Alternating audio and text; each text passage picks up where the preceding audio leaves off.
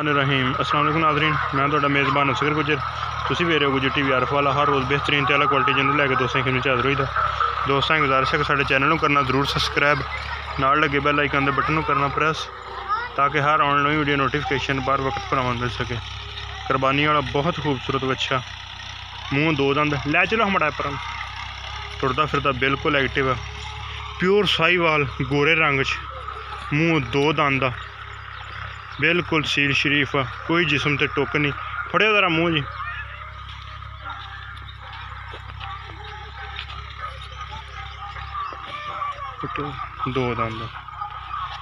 दो दंद गरंटी नाल, जिसम ते कोई टक नहीं, कन्न ते कोई टक नहीं। कुर्बानी दी शर्तां पूरियां वा। 1,25,000 रुपये की डिमांड आ, मुनासिब ते मकूल जी। बड़ा सोहना शौक वाला जानवर आ। 1,25,000 रुपये डिमांड। टुरन फिरन च बिल्कुल एक्टिव, बन लो टुरदा फिर बिल्कुल बेहतरीन। अगर कोई दोस्त बयाना करा लवे, बाद भी लेट भी लेना चाहे तो फिर भी भेज देंगे कुर्बानी के नेड़।